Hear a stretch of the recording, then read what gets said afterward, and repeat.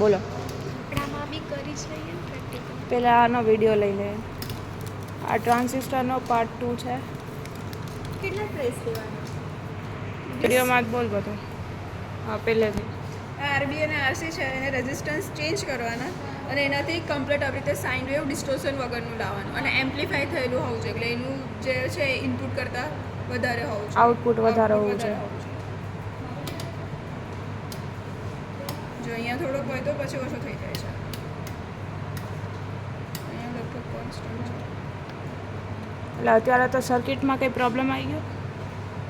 અચ્છા, આવી ગયો. નીચેવાળું આઉટપુટ રહ્યું છે ને? હું વધારું છું ને તો આ ઓછો થવા માંડ્યો. એટલે હું પાછું એને ઓછું કરીશ એટલે આ વધે છે. હા. હજી વધ્યું છે.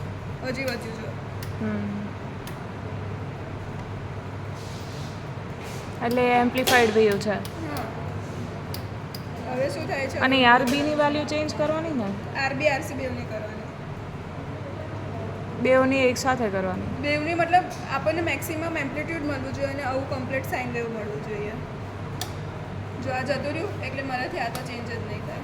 આ બરાબર આવ્યું. હવે એને 1Kમાં હું ચેન્જ કરું છું. તેનું એમ્પ્લિટ્યૂડ એકદમ વધી ગયું.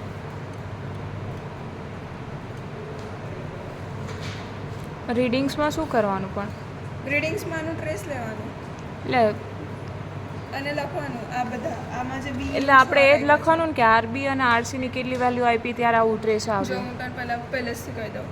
આ છે ને આપણા ફ્રિક્વન્સી જનરેટરમાં ઇનપુટ રાખ્યું છે આપણે 100 હર્ટ્ઝ અને આ રાખવાનું છે 10 મિલીવોલ્ટ પણ મિનિમમ પર રાખ્યું છે. આપણું ઇનપુટ આપી ગયું. હવે અહીંયા જે ડ્યુઅલ સપ્લાઈડ છે મતલબ જે સપ્લાઈડ છે એનીમાંથી આપણે પહેલાં 9 વોલ્ટ 6 વોલ્ટ પછી 2 વોલ્ટ કે 3 વોલ્ટ છે 0 વોલ્ટ એવી રીતે અલગ અલગ વોલ્ટેજ લેવાના અને એની પર એમ્પ્લિફાઈડ સિગ્નલ મેળવવાનું છે અને ડિસ્ટોર્શન વગરનું. તો શું કરીશું એના માટે આરબી અને આરસી છે એની વેલ્યુ ચેન્જ કરીશું. આરબીથી એનું એમ્પ્લિટ્યૂડ થશે, વોલ્ટેજ મતલબ રેગ્યુલેટ થશે અને આનાથી ડિસ્ટોર્શન થશે. એટલે બેવને ચેન્જ કરવાના. ચેન્જ કરીશ એટલે હું કન્ટિન્યુઅસલી વધારીશ તો એક પોઈન્ટ સુધી વધશે. પછી એક પોઈન્ટ એવું આવશે કે જ્યારે એ ઘટવા લાગશે તો એ મેક્સિમમ વાળો પોઈન્ટ રાખવાનો. એ આપણે પહેલાં 100થી કે 10થી ચાલુ કરવાનું. પછી એવી રીતે નીચેના બધા સેટ કરવાના અને એવી જ રીતે આરબી કરવાનું. આટલું છે પ્રેક્ટિકલમાં. પાર્ટ 2. પાર્ટ 2.